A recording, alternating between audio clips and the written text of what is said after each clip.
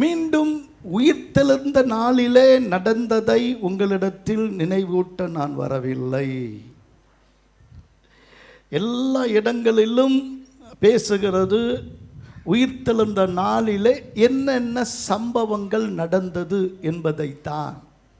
நான் கொஞ்சம் வித்தியாசமாக பேசுகிறவன். நம்ம 10 நிமிடத்தை பரலோகத்தையே பார்க்குறவங்க. 3 நாளாக அந்த செய்தி கொடுத்துட்டு இருந்தேன், 10 நிமிடத்தில் பரலோகம் என்று சொல்லி. அல்லேலூயா. ஒருவேளை நீங்கள் கேட்கலன்னா உங்களுக்கு தாராளமாக உங்களுடைய வாட்ஸ்அப்பில் வரும். இன்றைக்கும் கூட கொடுக்குற இந்த செய்தியை தயவு செய்து உங்கள் வாட்ஸ்அப்புக்கு இப்போ வந்துட்டு இருக்கும். இது ஆன்லைனில் வருது. இதை அப்படியே தொடர்ச்சியாக உங்கள் வாட்ஸ்அப்பில் இருக்கிற யார் யார் இருக்கிறாங்களோ அவங்க அத்தனை பேரும் உயிர்த்தெழுந்த தேவனுடைய மகிமையை காணும்படி நீங்கள் அனுப்ப போகிறீங்க. ஆமேன்னு சொல்கிறவங்க கைத்தட்டி ஆமேன்னு சொல்லலாம். நம்ம கிறிஸ்து உயிர்த்தெழ விட்டால் நம்ம அவர் வச்சிருக்கிற விசுவாசமே வீண். இந்த நாள் கர்த்தருடைய திட்டத்தில் தேவன் அவர் ராஜ்யமாய் உலகத்தை அவருடைய ராஜ்யமாய், தேவனுடைய மகிமையான திட்டம் என்ன என்று கேட்டால், பரலோகத்திலே அவர் ஆளுகை செய்கிறதினால் அது பரலோகமாய் இருக்கிறது. அவருடைய ஆளுகை, உம்முடைய நாம மகிமைப்படணும், உம்முடைய ராஜ்யம் வரணும், உம்முடைய சித்தம் இந்த பூமியில் செய்யப்படணும்னு தேவனுடைய திட்டம் இந்த பூமியில் வரும்போது இந்த பூமி பரலோகமாக மாறணும். எத்தனை பேர் சந்தோஷம் அடைகிறீங்க? எத்தனை பேர் புரியுது? அல்லேலூயா. இந்த பூமி எப்படி ஆயிடணும்? அப்படி ராஜ்யமாக மாறினால பரலோகத்தை போல மாறணும். பரலோகத்துக்கு போகணும் என்பதற்காக மதத்தை ஸ்தாபித்தான். இந்த பூமியை பரலோகமாய் மாற்றுவதற்காக தான் இயேசு உயிரோடு எழுந்தார். அல்லேலூயா. இயேசு அதிகமாக சுற்றினது ஒரு 180 240 கிலோமீட்டர் அது நீளம். அகலம் வெறும் ஒரு 34 50 கிலோமீட்டர் தான் அவர் சுற்றின அந்த இஸ்ரேல் தேசம். அவர் அந்த நாளிலிருந்து இஸ்ரேல் தேசம். ஆனால் ஒரு செய்தியை எடுத்துக்கொண்டு அவருடைய உயிர்த்தெழுதலின் மகிமையினாலே இந்த செய்தியை எடுத்துக்கொண்டு அவருடைய சீடர்கள் இன்று வரைக்கும் போய்கொண்டே தான் இருக்கிறார்கள். அவருடைய கால்கள் படாத தேசமோ எந்த தீவோ கிடையவே கிடையாது. எல்லா சீடர்களுக்கும் ஒரே ஒரு மகிமையான செய்தி, என் இயேசு உயிரோடு இருக்கிறார், உயிர்த்தெழுந்தவர் என்றென்றும் உயிரோடு இருக்கிறார், அவர் நேற்றும் இன்றும் என்றும் மாறாதவர். அல்லேலூயா. தேவனுடைய அநாதி திட்டம், தேவனுடைய அநாதி திட்டம் என்ன? இது தேவனுடைய ராஜ்யமாய் மாறணும். தேவனுடைய ராஜ்யம் என்பது ஒரு ராஜா, அவர் தலையில் ஒரு கிரீடம், அவருக்கு இருக்கிற பல ஆயிரம் போர் வீரர்கள், சேனாதிபதி, அது மந்திரி பிரதானிகள், அவருடைய சட்டம், அவருடைய காரியம், அவருடைய ரதம், அவருடைய கதை, அது ரத கஜ துரத பதாதிகள்னு சொல்கிற அவருடைய படைகள், இதெல்லாம் எதுவுமே இல்லை. இது அன்பின் ராஜ்யம், இது இரக்கத்தின் ராஜ்யம், இது மன்னிப்பின் ராஜ்யம், இது தியாகத்தின் ராஜ்யம், இது ஏழைகளின் ராஜ்யம், இது எளியவர்களின் உரிமை கொடுக்கிற ராஜ்யம், இது சமத்துவமான ராஜ்யம். ஒருவனும் எனக்கு மேலே இல்லை, ஒருவனும் எனக்கு கீழே இல்லை, எல்லாரும் கர்த்தருடைய பிள்ளைகளாய் இருக்கிறோம் என்கிற உரிமை கொடுக்கிற ராஜ்யம்.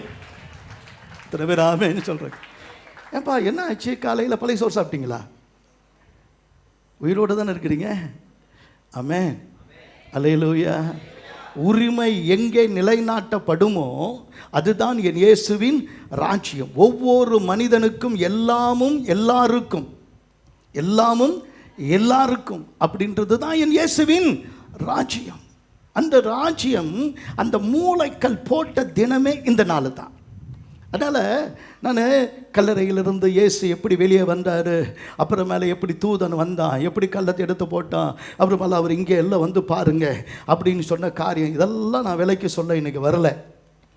நான் இன்றைக்கி சொல்கிறது சரித்திரத்தில் இருக்கிற சில காரியங்கள், நாம் ஆலோசிக்கிற சில காரியங்கள், நமக்கு எதிராக கேட்கிற யாருக்கும் பதில் தரக்கூடிய காரியங்களை நான் உங்களோடு கூட கலந்து பேச விரும்புகிறேன். ஆமென். அல்லேலூயா. இப்போ கொஞ்சம் யோசிப்போம். கிறிஸ்து மாத்திரம் சொன்னபடி உயிர் தேலாவிட்டால் அவர் ஒரு பொய் தீர்க்கதரிசி. எத்தனையோ இடங்களில் நீங்கள் சின்ன வயசில் கூட ஒரு பெரிய புத்து எழுந்து இருந்தது என்னுடைய ஊரில் பக்கத்தில். அது ஒரு சித்தர் இருந்தாருன்னு சொல்லுவாங்க. அப்படி புத்தா மாறிட்டான்னுவாங்க. நான் ஜோதியில் கலக்க போகிறேன்னு சொன்னவங்கெல்லாம் ஜோதி ஆகிட்டாங்க. நிறைய பேர் மண்ணுக்குள்ளே போய் நான் 4 நாள் கழிச்சு வருவேன் அப்படின்னு சொன்னாங்க, அவங்க மண்ணுக்குள்ளே போயிட்டாங்க. பாண்டிச்சேரியில் ஸ்ரீ அரவிந்தோ, அது அவருடைய மதர்னுவாங்க, அவங்களும் அப்படி தான் உயிரோடு தான் என்ன பண்ணுவாங்க வருவாங்கன்னு சில நாள் அவங்க பாடி என்ன பண்ணியிருந்தாங்க வச்சுட்டு இருந்தாங்க. அவங்களும் சொன்னாங்க, நான் உயிரோடு என்ன பண்ணுவேன் ஏந்திருப்பேன். உலகத்தில் கதை விட்டவன் கோடான கோடி பேர், ஆனால் ஒருத்தவர் தான் சொன்னபடி உயிரோடு இழந்தார். எத்தனை பேர் ஆமேன்னு சொல்கிறவங்க? இன்னும் கூட கை தட்ட மாட்டேங்கிறீங்கப்பா. அல்லேலூயா.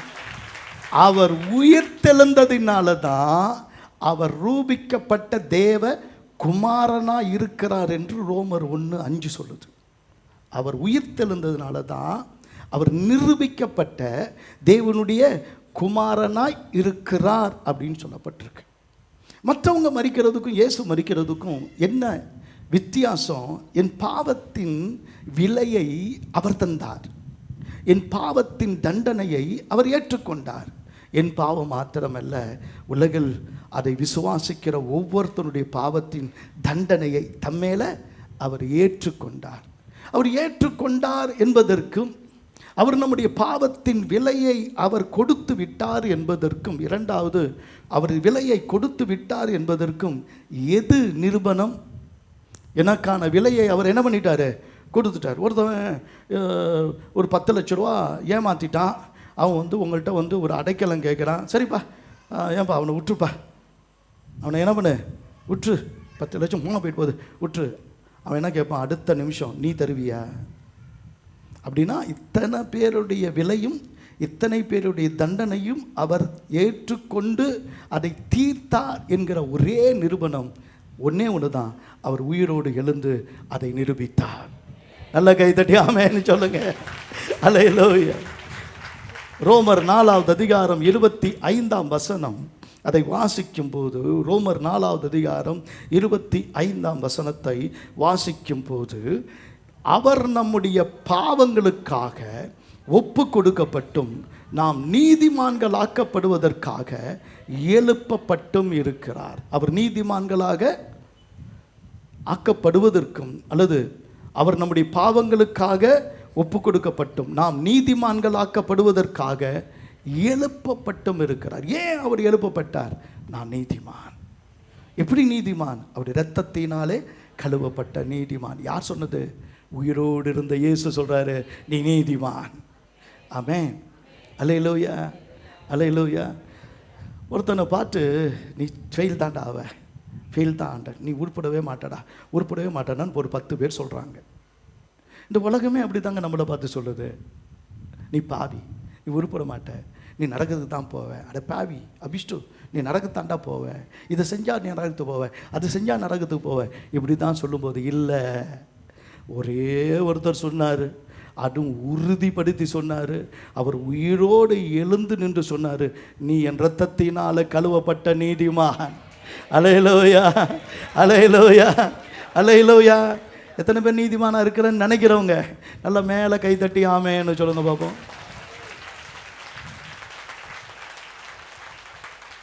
நிறைய பேருக்கு நம்பிக்கையே இல்லை. நம்முடைய நீதியினால நாம் நீதியா இல்லை, அவர் நீதியா இருக்கிறதுனால நாம் நீதிமானாய் மாறணும். ஆமென். அல்லேலூயா. சிலுவையின் பின்னாடி மறைந்து கொண்ட எத்தனை பேராக இருந்தாலும் அந்த சிலுவையினுடைய மீட்பு, அதில் இரத்தம் சிந்தப்பட்ட அந்த இரத்தம் நம்மை கழுவி, நம்முடைய பாவங்களை கழுவி சுத்திகரிக்கிறது. இயேசு கிறிஸ்துவின் இரத்தம் சகல பாவங்களை நீக்கி, ஏதாவது மிச்சம் மீதி வச்சிருக்குதா? அது நீ வச்சிருக்கலாம், அது விற்காது.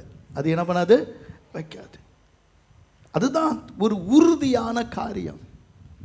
மூணாவது, மரணம் என்றாலே ஒன்வே தான். போலீஸ்காரன் இல்லைன்னு ஒன்வேயில் திரும்பி வந்துடலாம் முடியாது. விண்டவர் கண்டது இல்லை, கண்டவர் விண்டது இல்லை. யாருப்பா சுடுகாட்டுக்கு போய் திரும்பி வந்தா? சுடுகாடு போய் திரும்பி வந்தால் அவன் சொல்கிறத நம்பலாம். போனவன் வரல, வந்தவனும் யாரும் நான் அங்கேருந்து போயிட்டு வந்தேன்னு எவனும் என்ன பண்ணலை, சொல்லலை. ஒருத்தர் அப்படி பாடினார், கறந்த பால் முளை புகா, மரத்தின் அடியிலே வீழ்ந்த மலர்கள் வேர் புகா, உடைந்த சங்கின் ஓசை அதன் உட்புகா. மரித்த மானிடர் புவியில் இனி வாழ்வது இல்லையே. இதுதான் யோகிகள் பாடினாங்க, புலவர்கள் பாடினாங்க, சித்தர்கள் பாடினாங்க. நந்தவனத்தில் ஒரு ஆண்டி, அவன் 4 மாசமா குயவன வேண்டி கொண்டு வந்தானடி தோண்டி, அதை கூத்தாடி கூத்தாடி போட்டுடை தாண்டி தனனன்ன தனனன்ன. நந்தவனத்தில் ஒரு ஆண்டி. நந்தவனம் எது? எங்க? ஏதேன் தோட்டத்தில் ஒரு ஆண்டி, ஒரு ஆண்டியோடு இருந்த ஒரு ஆண்டி. இந்த ஒரு ஆண்டி என்ன பண்ணிட்டான்? ஒரு நல்ல பாத்திரமா இந்த பூமிக்கு வந்தான். அதை கூத்தாடி கூத்தாடி என்ன பண்ண? 4 மாதமாய் குயவனை. அது என்ன 4 மாதம்னா நம்மளை சேர்த்து 4 6 10 அப்படின்னு இந்த ஆண்டியும் சேர்த்து சொல்லிவிட்டான். அவன் கூத்தாடி கூத்தாடி என்ன பண்ணிட்டான்? போட்டுடை தாண்டின்னு எல்லாத்தையும் மொத்தமாக போட்டு என்ன பண்ணிட்டான்? உடைச்சிட்டான். எல்லாம் இருக்கிறதுல உள்ள இருக்கிற மூச்சு வெளியே விட்டா போச்சு. 2 நெடுக்கு, 4 குறுக்கு, ஒரு தமுக்கு, ஒரே அடி அமுக்கு. தண்டனக்கா தண்டனக்கா தண்டனக்கா. இவங்க எல்லாருக்கும் இதுதான் அடிப்படை. இவங்க எல்லாருக்கும் இதுதான் அடிப்படை. ஆனால் மரணத்துக்கு பின்னாடி மரண கதவுகளை அடைத்து அதன் சாவியை எடுத்துக்கொண்டு ஒருவர் வருவார் என்று யாரும் கற்பனை பண்ணலை. அல்லது மரணத்துக்கும் தப்பித்தவறி அந்த பாதாளம் உள்ள வந்து என்ன பண்ணிடக்கூடாது? திரும்பி வரக்கூடாதுன்னு பாதாளத்தின் அதிகாரத்தை ஆண்டவராகிய கர்த்தர் தோற்கடித்து இன்றைக்கு ஜெயித்தவராக இருக்கிறபடியினால கர்த்தருக்கு ஸ்தோத்திரம். கல்லறை கூட நமக்கு கொஞ்ச நாள் தான். சொல்லுங்க, கல்லறை கூட என்னதான்? கொஞ்ச நாள் தான். ஒரு நாள் எழுந்திருப்போம். அதனால மகிமையாக என்ன பண்ணுவோம்? வானிலை எக்காலம் ஒலிக்கும், மரித்தோர் உயிரோடு எழுந்திருப்பார்கள். உயிரோடு இருக்கும் நாமும் இவ்விதமாக எடுத்துக்கொள்ளப்பட்டு கர்த்தரோடு என்றென்றைக்கும் இருப்போம். அல்லேலூயா. இது என் வீடு இல்லை, பரலோகம் என்னுடைய தாய் வீடு. அல்லேலூயா. அங்கிருந்து இயேசு என்னும் இரட்சகர் வர நான் எதிர்பார்த்து கொண்டிருக்கிறேன். இந்த உருவத்திலேயே நீயும் நானும் இருந்தால் பரலோகமே பார்த்து பரிதாபமாக இருக்கும். நம்ம உருவத்தை பரலோகத்தில் பார்க்க முடியாது. ஆனால் நம்ம அங்கே தான் இருப்போம். கர்த்தருக்கு ஸ்தோத்திரம். எவ்விதமாக இருப்போம்? 5 வயசில் செத்த பிள்ளை எப்படி இருக்கும்? 104 வயசில் செத்த கிழமை எப்படி இருப்பான்? ஒடுக்கு வாங்கி அந்த முகம் எப்படி இருக்கும்? கால் ஊனமாக போனவங்க எப்படி இருப்பாங்க? கையில்லாதவங்க எப்படி இருப்பாங்க? ஒருவேளை பித்து பிடித்தவங்களா ஒருவேளை வாழ்ந்தவங்க, அவங்களுடைய வாழ்க்கை கடைசியில் எப்படி இருக்கும்? இப்படி 1000 கேள்விகள் இருக்கலாம். எல்லா கேள்விக்கும் ஒட்டுமொத்தமான ஒரே ஒரு பதில் தான், என் இயேசு எப்படி உயிரோடு யௌவன புருஷனாய் அழகாய் 10000ங்களில் மகிமையாய் வெளிப்பட்டாரோ, அதே போல கல்லறை வெடித்து எழும்ப நானும் கூட அவரை போல மகிமையாய் யௌவன புருஷனாய் வருவேன். விதையை போட்டால் விதையை இப்படி அழிச்சிட்டியான்னு யாரும் பார்த்து அது பாதுகாப்பு என்ன பண்ணுறதில்ல, யோசிக்கிறதில்ல. அதிலிருந்து முளைச்செழுகிற ஒரு புல்லுக்கு கூட அதற்கு அழகை கொடுக்கிற ஆண்டவர், அதற்கு கூட ஒரு பூவை கொடுத்து அழகு பார்க்கிற கர்த்தருக்கு மகிமை உண்டாகட்டும். ஒரு அவரை விதையை போட்டால் அது முளைச்சி வர அந்த முளையை பார்த்தா இருக்கிற அழகு இருக்கு பாருங்க. அந்த அழகை விட தேவனாகிய கர்த்தர் உனக்கு யௌவன ஜனமாய் கர்த்தர் மாற்றுகிற மகிமையை கர்த்தர் கொடுப்பார். அல்லேலூயா. கர்த்தருக்கு ஸ்தோத்திரம். சாகாவரம் சிலர் கேட்டாங்க. என்றைக்குமே இளைஞனாக இருக்க வேண்டும் என்பதற்காக சில நீரூற்றுகளை தேடினாங்க. நிறைய கதைகள் இருக்கு. எப்பயுமே நான் இளைஞனாக இருக்கணும் அப்படின்னு. ஒரே ஒரு காலத்தில் அது நடந்தது, அது நடந்து கொண்டே இருக்கு, இனியும் அது நடக்க போகுது. ஒட்டுமொத்தமாக இந்த உலகத்தில் நியாய தீர்ப்பு வரும்போது தேவனாகிய கர்த்தர் தம்முடைய ஜனத்துக்கு எல்லாத்துக்கும் யௌவன ஜனமாய் விட்டியற் காலத்தில் அவங்க எதிர்க்கும் போது ஒரு யௌவன ஜனம்னா அதுக்கு என்ன வார்த்தைனா, இளைஞர்களாக, முழு பலம் உடையவர்களாக, சக்தி உடையவர்களாக, அழகு உடையவர்களாக, மகிமை உடையவர்களாக. மகிமை என்ற வார்த்தைக்கு ஒரே ஒரு அர்த்தம்தான், பூரணமாக்கப்பட்ட பரிசுத்தர்களாக எழுந்திருப்பாங்க. அல்லேலூயா. அதன் ஒரே ரூபிக்கப்பட்ட ஒன்று என் ஆண்டவராகிய இயேசு கிறிஸ்து. ஆமென்.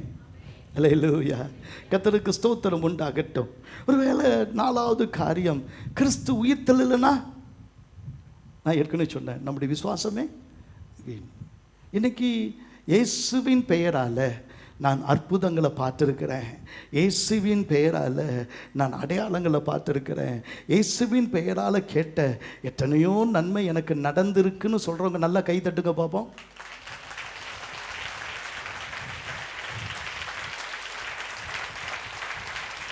ஒரே ஒருத்தர் தான் கை தட்டல, அவர் புதுசாக வந்திருப்பீங்கன்னு நினைக்கிறேன். செத்து போனவர் எப்படிங்க பதில் தருவார்? செத்து போனவர் எப்படி பதில் தருவார்? அவர் உயிரோடு இருக்கிறார், அவர் நாமம் உயிரோடு இருக்கு, அவருடைய ரத்தம் உயிரோடு இருக்கு. அவருடைய அற்புதங்கள் முடியல, அவருடைய ஆலோசனை முடியல, அவர் என் ஜெபத்துக்கு பதில் கொடுக்கிறவர். இன்றைக்கும் அவர் அற்புதங்களை செய்கிறவராக உயிரோடு கூட இருக்கிறார். அல்லேலூயா. கர்த்தருக்கு ஸ்தோத்திரம். மரித்ததினாலே இயேசு மெஸ்ஸியா இல்லை. அவர் வாக்குத்தத்தம் பண்ண பரிசுத்த ஆவியானவரை கொடுத்ததினால தான் அவர் மெஸ்ஸியா, இரட்சகர். எத்தனையோ பேர் நாங்கள் தான் உலகத்துக்கு இரட்சகர். நாங்கள் ஒபாமா வந்தபோது மெஸ்ஸியா அப்படின்னு சொல்லிட்டு எல்லாருமே ஒபாமாவை கொண்டாடினாங்க. அமெரிக்க ஜனாதிபதி இருந்தவரை இவருக்கு என்னென்னலாம் சொல்கிறாங்க. ட்ரம்ப்பு அவருக்கு என்னென்னமோ சொல்கிறாங்க. உலகத்தில் இவர் எங்களுக்கு ஒரு பெரிய மெஸ்ஸையாங்க, இரட்சகருங்க அப்படின்னு எல்லாருமே சொல்கிறாங்க. ஆனால் அவங்க வாக்கு கொடுத்ததை அவர்கள் நிறைவேற்றவில்லை. இங்கே எத்தனை பேர் பரிசுத்த ஆவியின் அபிஷேகத்தை பெற்றவங்க? கொஞ்ச நேரம் கையை வைத்து ஒரு அந்நிய பாஷையில் பேசுங்க பார்ப்போம். ஷாலா காதிமாரா லூராபா லாபா ரிகாபா ஷாபாபா ஹாலை லூயா ஹலை லூயா. இயேசு சொன்னார், தேற்றல வாழ்நாகிய பரிசுத்த ஆவியை என் நாமத்தின் நிமித்தம் பிதா உங்களுக்கு அனுப்புவார் என்று சொன்னார். அவரை பெற்றுக்கொண்டிருக்கிற நாம் பாக்கியம் உள்ளவர்கள். ஏனால் இயேசு கிறிஸ்து சொன்ன வாக்கை நிறைவேற்றினார். அவர் நம்முடைய இரட்சகராய் மாறினார். ஆமென். இதனால் நான் என்றைக்குமே கொண்டாடணும். சில நாளை அந்த நாளுக்கு தான் கொண்டாடுவாங்க. ஆனால் இந்த நாள் கர்த்தர் தந்த நாள். இதில் என்ன பண்ணணும்? களி கூறணும். ஏன்னா இது என் விடுதலையின் கொண்டாட்டம். என்னது? இது என் விடுதலையின் கொண்டாட்டம். கர்த்தருக்கு ஸ்தோத்திரம். கவனிங்க, எபிரேயர் 4வது அதிகாரம் 16ஆம் வசனம் சொல்லுது. எபிரேயர் 4வது அதிகாரம் 16ஆம் வசனம் சொல்லுது. வாசிங்க. இவ்வளோ நேரமா? ஆதலால் ஒருத்தர் சத்தமாக வாசிங்களேன்.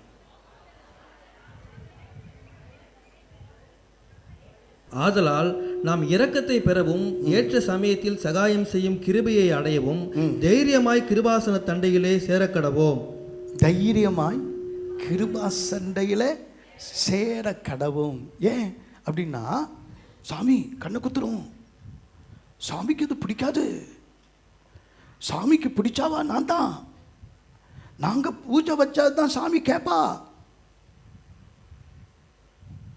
யாரடா சொன்னது? நீ தான் சாமிக்கு ரொம்ப பிடிச்ச ஜனம், நீ சொன்னா தான் சாமி கேட்பாங்க. யார் சொன்னது? எங்கள் ஆண்டவர் ஒருத்தவனை தொட்டாலே தீட்டு அப்படின்னு சொல்கிற குஷ்டரோகியை தொட்டு குணமாக்கினவர். 18 வருடம் நிமிர முடியாமல் இருந்தவளை நிமிர பண்ணினவர். பிசாசு அவளை கூனி ஆக்கியிருந்தான், நிமிர பண்ணினவர். 12 வருடம் தீட்டா இருந்தவ கூட இயேசுவை தொட்டா இயேசு அவளுக்கு விடுதலை கொடுத்தார். விடுதலை மட்டும் இல்லை, மகளே, உங்களை காட்டு, மகளே உன் விசுவாசம் உன்னை விடுதலை ஆக்கிட்டு. எத்தனை பேர் ஆமேன்னு சொல்கிறோங்க? அல்லேலூயா. நம்மை படைச்ச கடவுள் என்ன ஜாதிங்க? நம்மை படைச்ச கடவுள் என்ன மதம்? உலகத்தில் கிறிஸ்துவ மதத்தை ஸ்தாபிக்க இயேசு வந்தவர் அல்ல. கிறிஸ்தவம் என்கிற மதமே இயேசு கொண்டு வந்தது அல்ல. உலகத்தில் ஆணும் பெண்ணும் கூட சமம்னு சொல்லுகிற சமத்துவத்தை கொண்டு வந்தவர் தான் என் ஆண்டவராகிய இயேசு கிறிஸ்து. கோயிலை வச்சு கொண்டாட மட்டும் இல்லை, கொள்ளையடிக்கவும் ஒரு கூட்டம் இருக்கும்போது நான் கோயிலே வாசமா இல்லடா. ஒருத்தன் சொன்னான், எல்லாரும் கல்லெறிஞ்சாங்க அவனை, தெரியுமா உங்களுக்கு?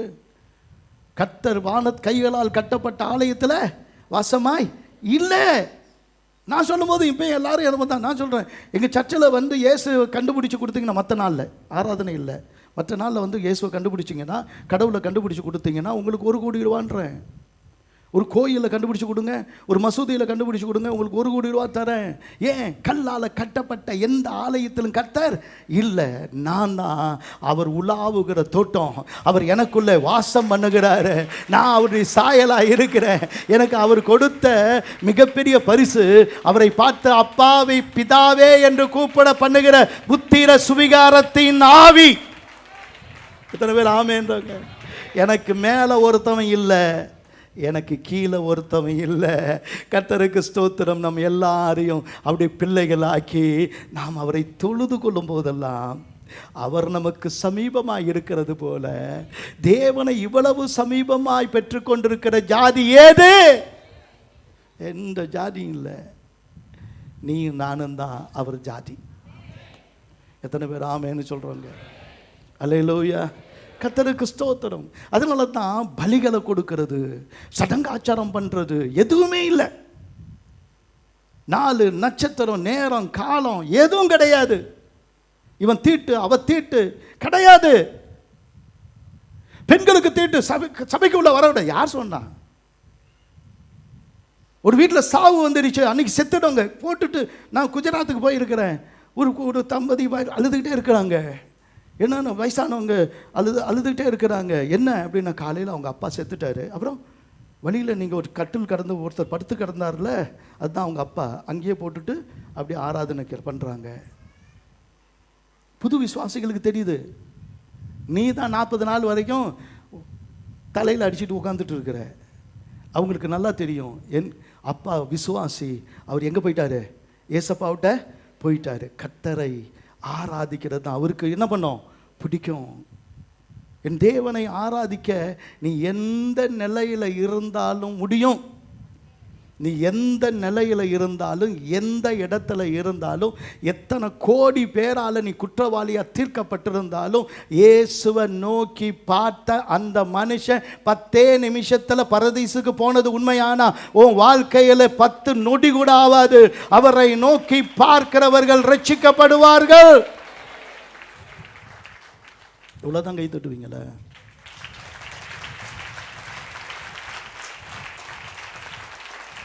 கொலேசியர் 2வது அதிகாரம் 14ஆம் வசனம் 15ஆம் வசனத்தை வாசிக்கும் போது, கொலேசியர் 2வது அதிகாரம் 14ஆம் வசனம் 15ஆம் வசனத்தை வாசிக்கும் போது, நமக்கு எதிரிடையாகவும் கட்டளைகளால் நமக்கு விரோதமாகவும் இருந்த கையெழுத்தை குலைத்து, அதில் நடுவிலராதபடி எடுத்து, சிலுவையின் மேல் ஆணி அடித்து, துரைத்தனங்களையும் அதிகாரங்களையும் உரிந்து கொண்டு வெளியரங்கமான கோலமாக்கி அவைகளின் மேல் சிலுவையில் வெற்றி சிறந்தார். சிலுவை சாபத்தின் சின்னம். சிலுவை இன்னும் சொல்ல போனால் அது துரைத்தனங்களும் அதிகாரங்களும் நமக்கு விரோதமாக இருந்த கட்டளைகளின் சின்னம். அது நாம் கர்த்தரிடத்தில் வர முடியாதபடி நம்மை குற்றவாளியாக தீர்க்கிற ஒரு சின்னம். ஒரு தேவனுடைய ஊழியக்காரர் வெளிநாட்டில் அமெரிக்காவில் நடந்த ஒரு சம்பவம் அவர் சொல்கிறார். அவருடைய அந்த சூப்பர் மார்க்கெட்டில் ஜாமான்லாம் வாங்கிட்டு வரும்போது அந்த பில்லு போடுற இடத்துல கூட்டமாக இருக்குது. அதை வச்சுட்டு பார்க்கும்போது ஒரு சகோதரி இவ்வளோ பெரிய சிலுவை போட்டு, ரொம்ப அழகாக இவ்வளோ பெரிய சிலுவை போட்டுட்டு அந்த சகோதரி இருக்கிறாங்க. அவனு பார்த்தோன்னே உங்கள் பேருக்கு கேட்கலாமா? உடனே அவங்க பேர் சொன்னாங்க. நீங்கள் கிறிஸ்டியனா அப்படின்னு கேட்டார். இல்லை, அப்புறம் எதுக்கு சிலுவை போட்டிருக்கீங்க? இது அழகாக இருந்துச்சு அதனால் போட்டிருந்தேன் அப்படின்னு. இப்போ என் காதில் பாருங்கள், ஒரு கற்பனையாக பாருங்கள். என்ன பார்க்குறீங்க? என் காதில் ஒரு கேஸ் சிலிண்டரை கட்டி வச்சுருக்கிறேன்னு வச்சுக்கோங்க. ஒரு சின்னதாக கேஸ் சிலிண்டர் இதில் கட்டி இதில் வந்து தொலை போட்டு வச்சுருக்கிறேன். ஒரு கற்பனை பண்ணிக்கோங்க. நான் அதை போட்டிருந்தா நீங்கள் வந்து எப்படி இருப்பீங்க? சிரிப்பாக இருக்கும் அப்படின்னு. இல்லை, அதுவே அதனுடைய ஒரு காரியத்தை சொல்கிறாங்க. இந்த கேஸை மட்டும் லீக் பண்ணியே இந்த கேஸ் சேம்பர்லேயே பல லட்சம் யூதர்களை ஹிட்லர் என்ன பண்ணான்? இந்த கேஸ் வாயை அனுப்பி கொன்று போட்டான். ஹிட்லர் என்ன பண்ணான்? கொண்டு போட்டான். அதை நான் காதில் போட்டிருந்தா என்னை மதிப்பீங்களா அப்படின்னு. என்ன சொல்கிறீங்க? இந்த சிலுவை சின்னத்தில் கொல்லப்பட்ட மக்கள் பல லட்சங்கள். இந்த சிலுவை சின்னம் உன்னை ரட்சிக்காது, அது சாபத்தின் சின்னம். நீ தாலியில் போட்டிருந்தாலும் அது சாபம்தான். அதுக்காக இங்கே கொண்டு வந்து காணிக்க பெட்டியில் போட்டு போன்னு சொல்லலை. அப்புறம் புருஷன் சாவடி அடிப்பான், நீ அவன் கையில் கொடுத்துரு. சில ஸ்டைலாக போட்டுட்டு உட்காந்துருக்கிறாங்க, அது சாபம். அந்த சாபத்தை காதில் போட்டிருக்க வேண்டிய அல்லது கழுத்தில் போட்டிருக்க வேண்டிய அவசியம் கிடையாது. எந்த சின்னத்தாலும் அவர் ரட்சிக்கலை. அவமான சின்னமாய், குற்றவாளிகளின் சின்னமாய், நரகத்தின் சின்னமாய் இருந்தவங்க அவரை நோக்கி பார்க்க வச்சு அவனுக்கு உயிர்த்தெழுதலில் பங்கு கொடுத்த அதே ஆண்டவர் தான் இன்றைக்கு உயிரோடு எழுந்து உனக்காகவும் எனக்காகவும் உயிர்த்தெழுதலில் பங்கு கொடுக்க இங்கே இருக்கிறார். எத்தனை பேர் ஆமென் சொல்கிறாங்க? அல்லேலூயா. திரைச்சீலையை கிழிச்சிட்டாருங்க. நான் தான் பிரதான ஆசாரியன். இன்றைக்கும் ஓப்பனாக சொல்ல போனால் எங்கள் பிஸ்னஸ் எல்லாம் டவுன் ஆகிடும். ஏன்னா சபையிலையும் சரி வெளியிலையும் சரி தேவனுடைய சட்டத்தின்படியும் நான் பிரிஸ்ட்டு, நீ லேமன், நான் ஆசாரியன், நீங்கள் வெறும் விசுவாசிகள் கிடையாது. எல்லாரும் அவருடைய பிள்ளைகள் ஆகும்படி அவர்களுக்கு அதிகாரம் கொடுத்தார். எத்தனை பேர் ஆமேன்னு சொல்கிறவங்க? இதை விட்டு கீழே இறங்கினா உனக்கும் நான் எனக்கும் எந்த வித்தியாசமும் கிடையாது. I am not powerful man. எனக்கு அப்படி நான் பவர் நீ ஏய் சும்மா மூடுற. அவரை எழுதிட்டார், பலத்தினாலும் பராக்கிரமத்தினாலும் என் ஆவியினால தான் என்ன பண்ணும் ஆகும். நடக்கிற அற்புதமெல்லாம் ஓம் பேரில் இல்லைடா ராஜா. யார் பேரில்? என் இயேசுவின் பேரில். என்னைக்கு நீங்கள் சொல்கிறீங்களோ அன்னைக்கு நீங்கள் ஒவ்வொருத்தவங்களும் ஊழியக்காரங்களாக மாறுவீங்க. எத்தனை பேர் ஆமேன்னு சொல்கிறாங்க? அல்லேலூயா. என்ன சொல்ல போனால் எனக்கு வேலையே இல்லை. நீங்கள் ஊழியக்காரங்களாகிட்டீங்கன்னா எனக்கு வேலையே இல்லை. நான் உட்காந்துட்டு சாப்பிட்டுட்டு இருக்கிறேன், கர்த்தர் கொடுத்தா ஸ்தோத்திரம். அல்லேலூயா. சபையே காலி ஆனாலும் பரவாயில்ல, நீங்களோ அந்தகாரத்திலிருந்து தமது ஆச்சரியமான ஒளியினிடத்தில் வரவழைத்தவருடைய புண்ணியங்களை அறிவிக்கிற ராஜரீக ஆசாரிய கூட்டமாய் கர்த்தர் உங்களை தெரிந்து கொண்டார். அல்லேலூயா. பாடுனான் ஒருத்தவன், டேய் ஆடாதரா ரொம்ப ஆடுற அப்படின்னா ஒருத்தவனுக்கு தான் அது பதில். அவன் யாருன்னு நான் சொல்ல தேவையில்லை. ஆடாதரா ரொம்ப ஆடுற அப்படின்னு ஆடிட்டான். இன்னைக்கு எல்லா கிறிஸ்தவங்களுக்கும் எங்களுக்கும் எல்லாருக்கும் அவமானமாயிட்டான்.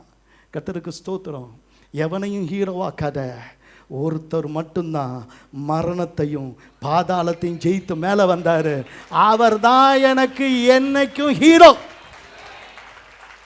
மற்றவன் எல்லாம் ஜீரோ. ஆமென். கர்த்தருக்கு ஸ்தோத்திரம். ஒரு பயங்கரமான இருள், அறியாமையின் இருள், பாவ இருள், அவ்வளோ பெரிய இருள் அந்த வெளிச்சத்திலே மாறினது. எந்த வெளிச்சத்திலே? உயிர்த்தெழுந்த அவருடைய மகிமையின் வெளிச்சத்திலே பாவம் பரிகரிக்கப்பட்டு சாத்தான் முறியடிக்கப்பட்டு எல்லா விதமான துரைத்தனங்களையும் அதிகாலங்களையும் உரிந்து கொண்டு வெளியரங்கமான கோலமாக்கி சிலுவையிலே அவர் வெற்றி சிறந்தார் என்று சொல்லுங்கள். நல்ல கரங்களை தட்டி ஆமென்னு சொல்லுங்க. எதற்காக என் இயேசு உயிரோடு எழுந்தார்? 1000 காரணங்கள் அப்பா. ஐயோ, நான் எடுக்க 3 நாளால் 1 வாரமாக அப்படியே ஆராய்ச்சி பண்ணிக்கிட்டே இருக்கிறேன். கர்த்தருக்கு ஸ்தோத்திரம். நான் இந்த 25-30 கண்டுபிடிக்கிறதுக்கு 1 வாரம் செலவு பண்ணேன். 25-30. எந்த 25-30?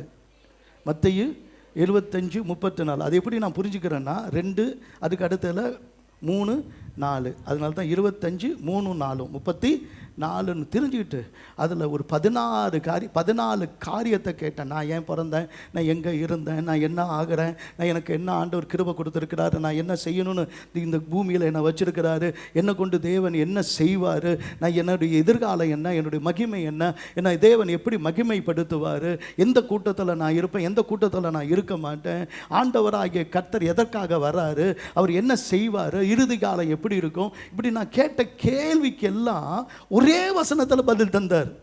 மற்றும் 25, 34 தான். ஆனால் இன்னைக்கு நீ கேட்குற எல்லா கேள்விக்கும் ஒரே வார்த்தையில் பதில் கொடுத்துட்ருக்கிறாரு. அது அவருடைய உயிர்த்தெழுதல். எத்தனை பேர் ஆமேன்னு சொல்கிறோங்க? எத்தனை பேர் ஆமேன்னு சொல்கிறோங்க? அல்லேலூயா. மார்க்கு 16ஆம் அதிகாரம் 9ஆம் வசனம் 10ஆம் வசனத்தை வாசிக்கும் போது, மார்க்கு 16ஆம் அதிகாரம் 9ஆம் வசனம் 10ஆம் வசனத்தை வாசிக்கும் போது, வாரத்தின் முதலாம் நாள் அதிகாலையிலேயே இயேசு எழுந்திருந்த பின்பு இந்தியாவின் பிரதமரை சந்தித்து நான் உயிரோடு இருக்கிறேன் என்று சொன்னார். இந்தியாவின் ஜனாதிபதியை பார்த்து சொன்னார். பிரன்னாஷா ஒரு வார்த்தை சொன்னார், வாட் யூ திங்க் அபவுட் கிரிக்கெட்னார். கேட்டாங்க. அவர் என்ன சொன்னார்? 11 players are playing, 11,000 fools are watchingனார். 11,000 fools are watchingனார். எனக்கு கோபமாக இருந்தால் அவரை போய் அடிங்கப்பா, அவர் செத்துட்டார். ஆமாம், 11 பேர் விளாட்றான். இப்போ 1.5 லட்சம் பேர் முட்டா பசங்க, அவர் வார்த்தையில் பார்த்துட்டு உட்காந்துருக்காங்க. காரைக்காலில் நம்ம சபையில் இருக்கிற வாலிப பிள்ளைங்களாம் எங்கே தான் இருந்தாங்க? அங்கே தான் இருந்தாங்க. தம்பி, இயேசு கிறிஸ்து உனக்கு அங்கே காட்சி கொடுக்க மாட்டார். ஒருத்தி யார் அப்படின்னா 7 பிசாசுகள் அவள்கிட்ட இருந்துச்சு. 7 பிசாசுகளை அவளை விட்டு கர்த்தர் என்ன பண்ணார்? துரத்தி இருந்தார். ஒன்ட்ட இருந்த பிசாசெல்லாம் துரத்தி இன்னைக்கு உன்னை நல்லவனாக்குனதுக்கு காரணம் உயிரோடு இருக்கிற இயேசுவை நீ தரிசிக்கிறதுக்கு. அல்லேலூயா. நாம் எப்படி இருந்தோம் அப்படின்றது அடையாளம்.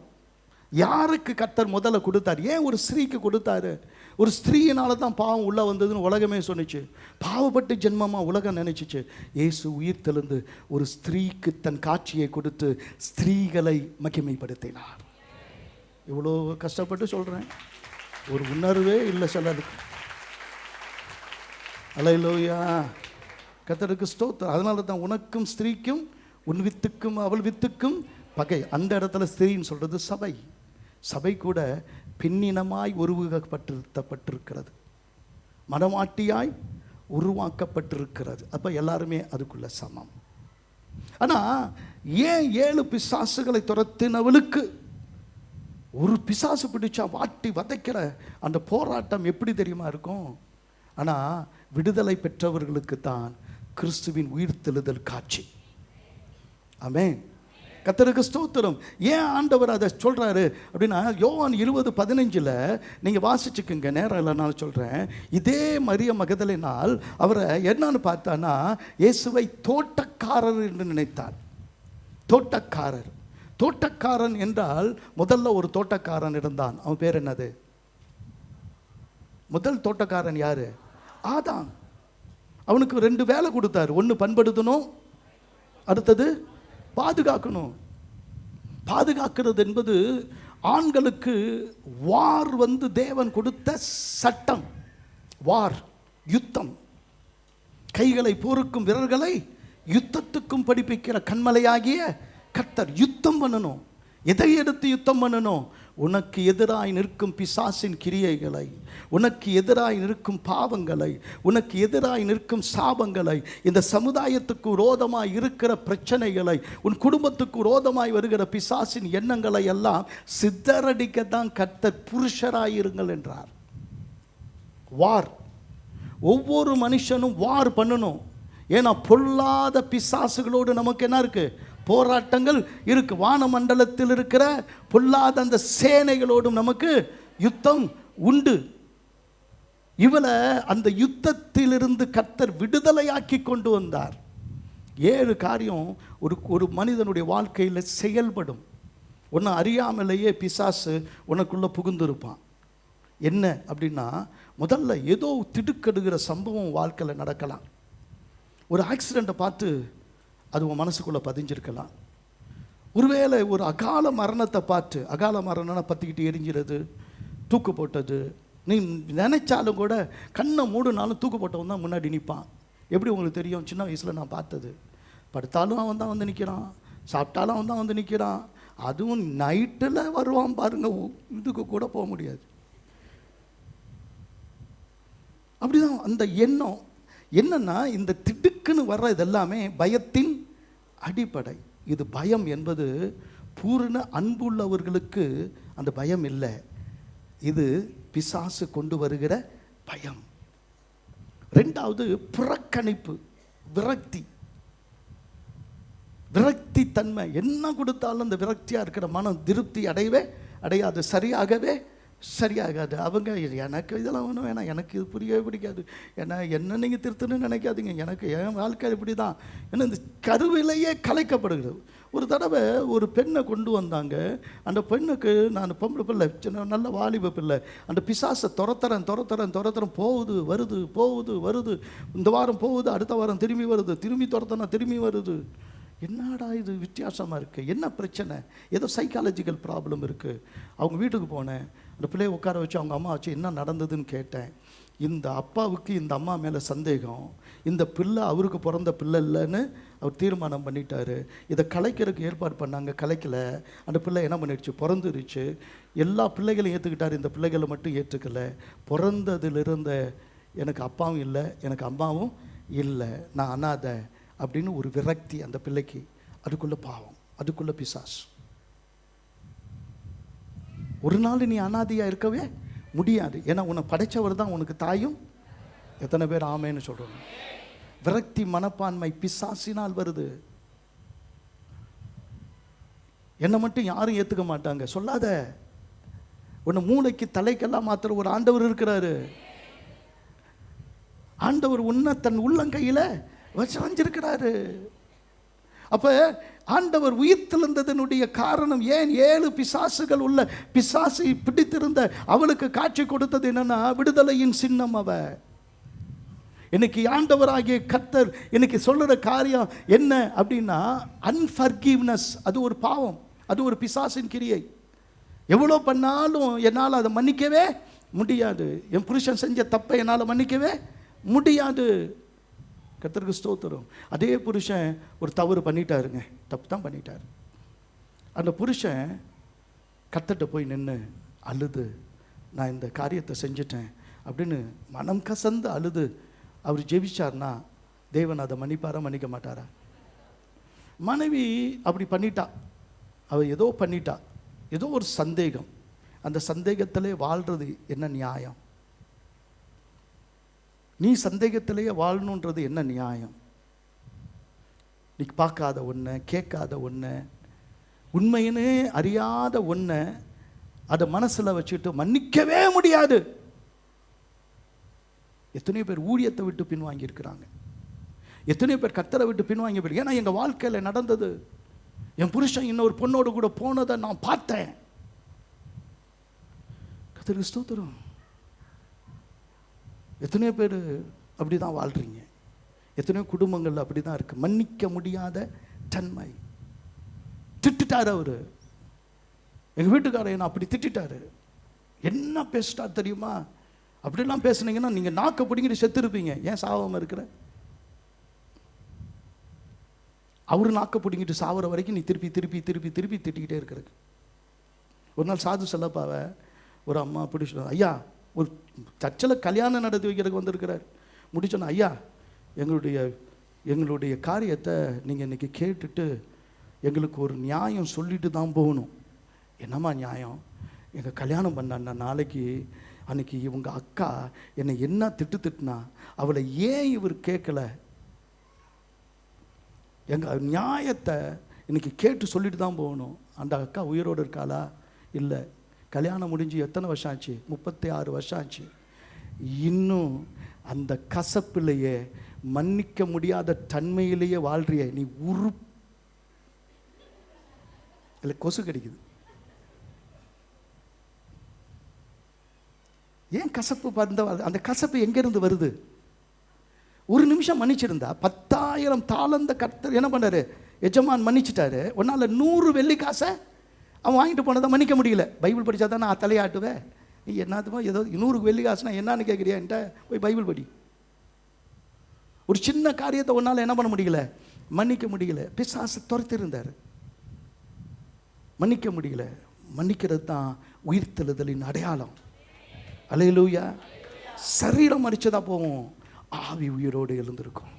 உன் ஆவிக்குரிய மனிதனில் பழுது இல்லை. அதுதான் முக்கியம்.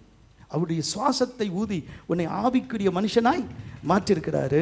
நீ ஆவிக்குரிய மனுஷன், ஆவிக்குரிய வாழ்க்கையை வாழ. கடந்ததை பேசாத, நடந்ததை நினச்சிட்டு இருக்காத. இன்னைக்கு ஒரு புதிய வாழ்க்கைக்கு வா.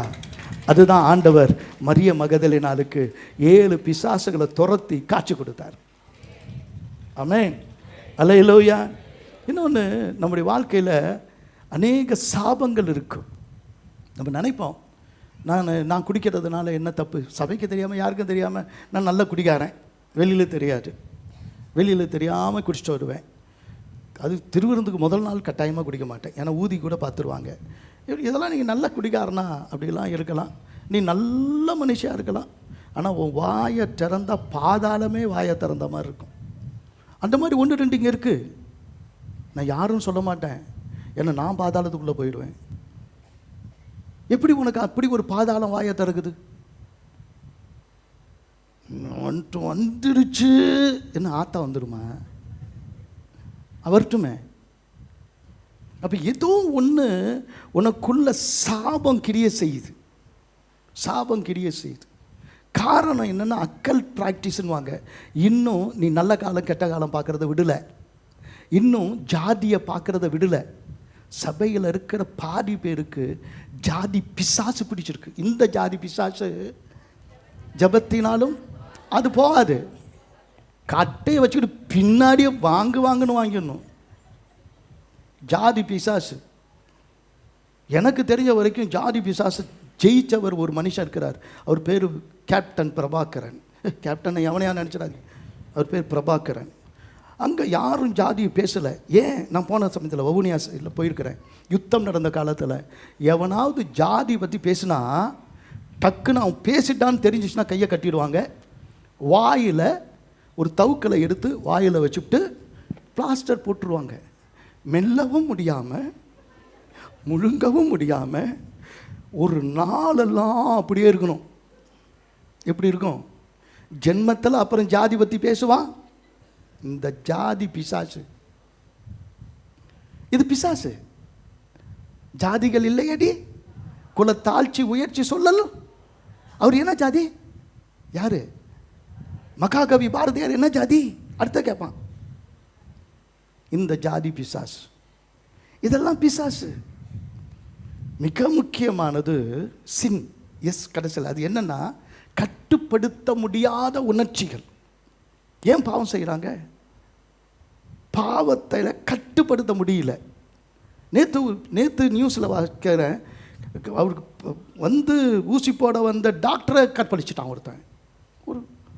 ஒரு பேஷண்ட்டு. இவன் படுத்த படுக்கையாக இருக்கிறான்னு போட்டால் இவர் என்ன பண்ணிட்டார்? படுக்கைக்கு இழுத்துட்டார். இப்போ வேறு படுக்கையில் வச்சு நிமித்துட்டு இருக்கிறானுங்க எல்லாம். ஒத்த கொஞ்சனங்கள் எங்கே இருந்துச்சு?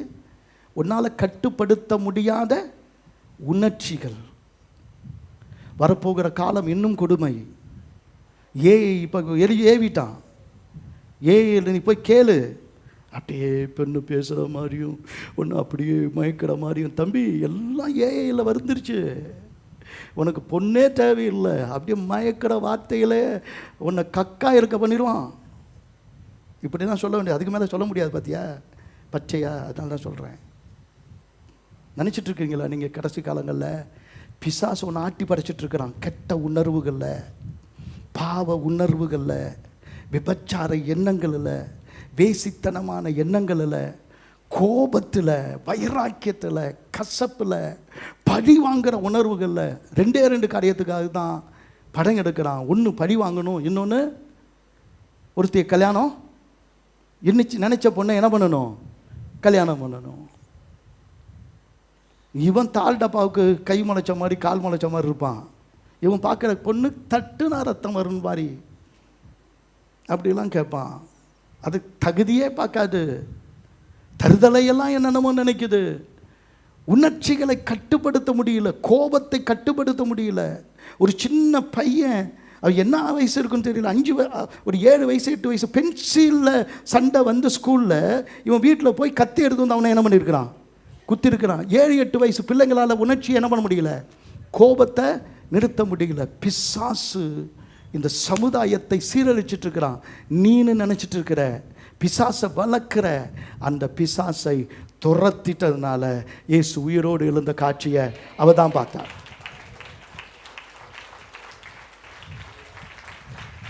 உயிர் தெழுதல், இதிலிருந்து நீ உயிரோடு வான்னு சொல்றது. நீ செத்து போகாத, காலத்துக்கு முன்னாடி செத்து போகாத, செத்து போனவனாய் வாழாத. ஒருத்தவங்களுடைய சாவு எங்கேருந்து ஆரம்பிக்கும் அப்படின்னா காலிலிருந்து ஆரம்பிக்குமா. காலிலேருந்து சக்கரை வியாதி இருந்துச்சுன்னா காலு கொஞ்சம் கொஞ்சமாக என்ன பண்ணும், அதுலேருந்து தான் ஆரம்பிக்கும். நம்ம ஆரம்பிக்கும், அப்புறமா கொஞ்சம் கொஞ்சமாக அழுவும், ஏதாவது ஒரு காயப்பட்டா தெரியாது அப்படின்னு காலிலேருந்து ஆரம்பிக்கும். ஆனால் எல்லா மனுஷருடைய சாவு எங்கேருந்து ஆரம்பிக்க தெரியுமா? பாவம் செய்கிற ஆத்துமா சாகும், கர்த்தராகிய இயேசு கிறிஸ்துவின் கிருபை வரமோ நித்திய ஜீவன். இப்போ ஆண்டவர் இன்னைக்கு உயிர் தெழுந்து அவளுக்கு காண்பிக்கிறாமா, நீ எப்படிப்பட்ட பாவத்தில் பிசாசில் பிடி இருந்தாலும் உன்னை விடுதலையாக்கின அந்த நிலைமையில இரு, நான் உயிரோடு கூட தான் உன்னோடு இருக்கிறேன். எத்தனை பேர் கரங்களை தட்ட முடியும்? அல்லேலூயா, அல்லேலூயா, கர்த்தருக்கு ஸ்தோத்திரம். அதனால தான் கர்த்தர் என்ன சொல்றாரு, லூக்கா 10:19, லூக்கா 10வது அதிகாரம் 19ஆம் வசனத்தில் ஆண்டவர் சொல்றாரு, இதோ சர்ப்பங்களையும் தேள்களையும் மிதிக்கவும் சத்துருவின் சகல வல்லமையும் மேற்கொள்ளவும் உங்களுக்கு நான் என்ன பண்ணுறேன், அதிகாரம் தந்திருக்கிறேன். உங்களுக்கு என்ன பண்ணியிருக்கிறேன், அதிகாரம் தந்திருக்கிறேன். அது என்ன, சர்ப்பங்களையும் தேள்களையும் மிதிக்கவும் சத்துருவின் சகல வல்லமையை மேற்கொள்ளவும் உங்களுக்கு என்ன பண்ணியிருக்கிறேன், அதிகாரம் தந்திருக்கிறேன் அப்படின்னு சொல்கிறாரு. ஏன் அதை சொல்கிறாரு அப்படின்னு சொன்னால், கர்த்தருக்கு ஸ்தோத்திரம், இந்த பாம்புக்கு ஸ்பெஷல் ட்ரீட்மெண்ட் இருக்குது, இந்த பூரானுக்கும் தேலுக்கும் ஸ்பெஷல் ட்ரீட்மெண்ட் இருக்குது. இதை குச்சியினால் அடிக்கணும் அல்லது கோலால் அடிக்கணும், இது செருப்பு போட்ட காலாலேயே மிதிக்கணும். எது?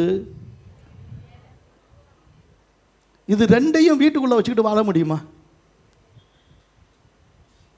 சத்துருவின் சகல வல்லமையை மேற்கொள்ள உனக்கு என்ன பண்ணியிருக்கிற அதிகாரம். உன் வீட்டுக்குள்ளே சர்ப்பம் உள்ளே வராத அல்லது தேலு உள்ளே இருக்காதபடி நீ பார்த்துக்கோ. அதுக்கு மேலே உனக்கு என்ன பண்ணியிருக்கிறேன், அதிகாரம் தந்திருக்கிறேன். இது உன் வீடு, இதுதான் உன் வீடு. இதுக்குள்ளே சர்ப்பம் வரக்கூடாது. சர்ப்பம் என்ன பண்ணக்கூடாது, சர்ப்பம் அது அது அதை ஒரு நாள் நேராக போக முடியவே முடியாது. எந்த பாம்பாலையும் நேராக போகவே முடியாது. அது வழியை பார்த்து போகாத, உன் வழியை மாற்றாத, என்ன பண்ணாத, கோணலும் மாண்டலுமா போவாத. அது வீட்டுக்குள்ளே வராமல் பார்த்துக்கோ. வீட்டுக்குள்ளே வந்தாலும் மிதிச்சு கொன்று வெளியே போடு. நான் சர்ப்பத்தை சொல்லலை, கோணலும் மாணலுமான வழிகள். இந்த தேள் ரொம்ப அழகு. விசுவாசி, ஸ்தோத்திரம் சிஸ்டர், ஸ்தோத்திரம் பிரதர்.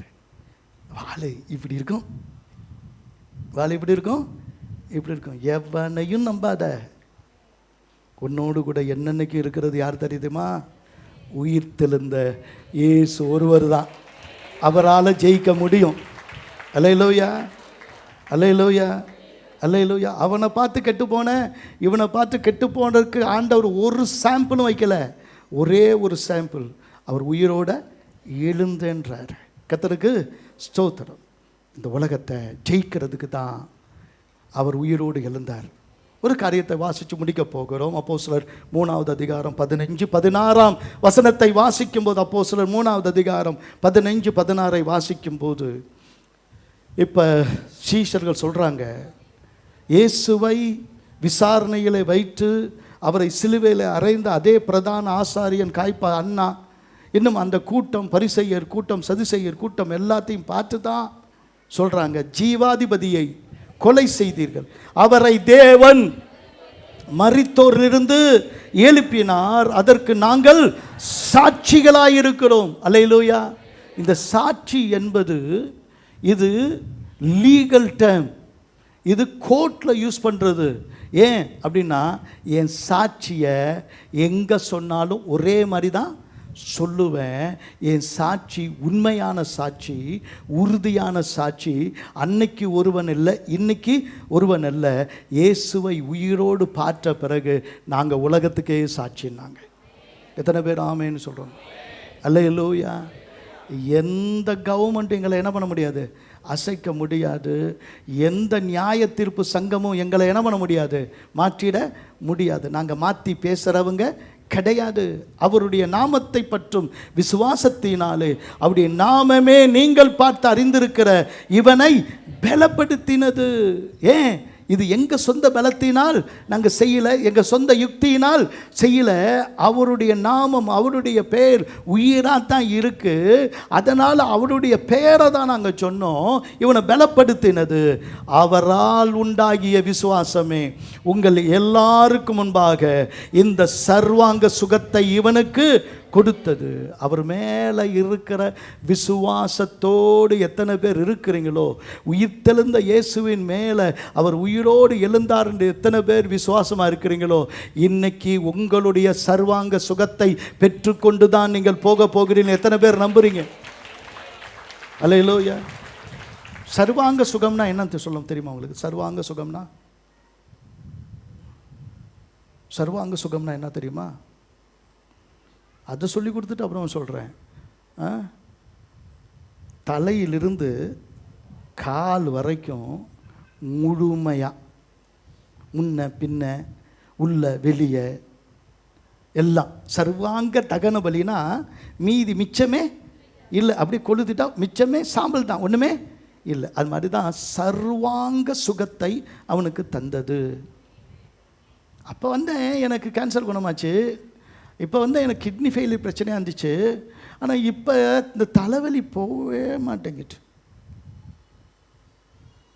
இன்னைக்கு அவர் உயிரோடு இருக்கிறதுக்கு ஒரே ஒரு காரணம், நீ சர்வாங்க சுகத்தோடு இருக்கணும். அந்த விசுவாசத்தை ஆண்டவராகிய கர்த்தர் உனக்குள்ள கொடுக்கிறாரு.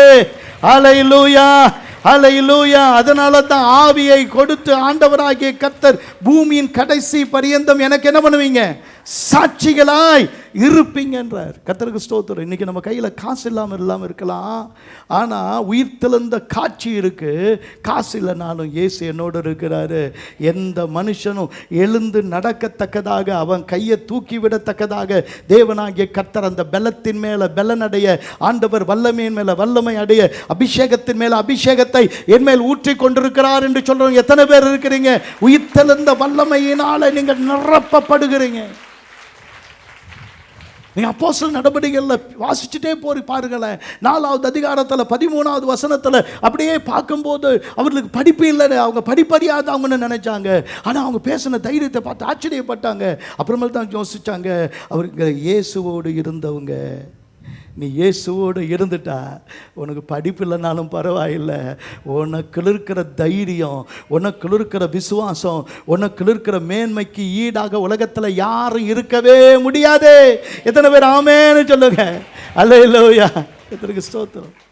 ஒரு இடத்தை அசைக்க பலன் எப்படி இருக்கும்? இடத்தை இத்தனை பேர் கூடி இருக்கிறோம், இவ்வளோ சத்தம் போடுறோம், இவ்வளோ கைகளை தட்டுறோம், இது இடம் அசைகிற மாதிரி எதாவது இருக்குது? ஆனால் அன்னைக்கு இந்த உயிர்த்தெழுந்த மகிமையை பார்த்தவங்க அன்னைக்கு கூடி ஜெபிச்சாங்க. அவங்க கூடி இருந்த இடம் அசைஞ்சிச்சு. அவனை அசைக்க முடியாது, இவனை அசைக்க முடியாது, அந்த மாலை மாற்ற முடியாது. இன்னைக்கு கைத்தட்டி இப்போ கர்த்தரை மகிமைப்படுத்தும் போது எவனை அசைக்க முடியாது நினைச்சிங்களோ, எவனை அசைக்க முடியாது நினைச்சிங்களோ, எல்லா மனுஷரும் ரட்சிக்கப்படவும் சத்தியத்தை அறிகிற அறிவையும் அடைகிற விரும்புகிற கர்த்தர் ஒரு பெரிய அசைவை, ஒரு பெரிய மாற்றத்தை கர்த்தர் இந்த கடைசி நாட்களிலே அவருடைய உயிர்த்தெழுதலின் வல்லமையில வைத்திருக்கிறாரு. ஊழியம் செய்ய நேரமே இல்லை, அவ்வளோ வேலை செய்கிறோம். ஊழியம் செய்ய நேரமே இல்லை. சாப்பிட்ட தட்டை கூடையாமல் போய் கழுவிட்டு போக முடியாது, அது கூட உங்களுக்கு நேரம் இல்லை. பரவாயில்ல, ஏதோ சிலர் கழுவி போடுறாங்க. ஆனால் உங்களுக்கு உண்மையிலே நேரம் இல்லை அப்படின்னு நீ இருந்தாலும், நீங்களே நினைக்கலன்னா கூட உங்கள் நிழல் பட்டவங்க சுகமாகிற ஒரு காலம் வந்துடுச்சு. இது எழுப்புதலின் காலம் அன்றோ? அல்லேலூயா, அல்லேலூயா.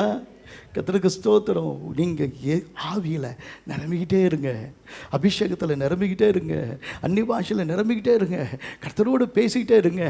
ஒவ்வொரு நாளும் நீங்கள் நடக்கிற இடமெல்லாம் அற்புதம் நடக்கிற இடமாய் மாறும் என்று விசுவாசிக்கிறவங்க நல்லா கைதட்டி கர்த்தரை மகிமைப்படுத்துங்க.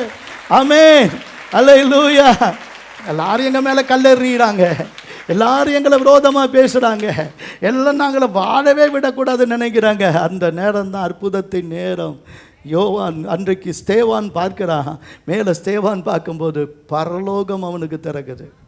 இனிமேல் நீங்கள் பார்க்க போகிற காட்சி, இந்த பாடுகளின் நடுவில் நீங்கள் பார்க்கிற காட்சி, இயேசு உங்களுக்காக எழுந்து நிற்கிற மகிமையின் காட்சியை பார்க்க போகிறீங்க. கர்த்தர் உங்களுடைய கனவையும் உங்களுடைய நனவையும் மாற்றி தரிசனமாய் மாற்றப் போகிறார். அல்லேலூயா. கர்த்தருக்கு ஸ்தோத்திரம். தேவனுக்கு மகிமை உண்டாகட்டும். அதே சமயத்தில் துரத்தி அடித்தாங்கங்க.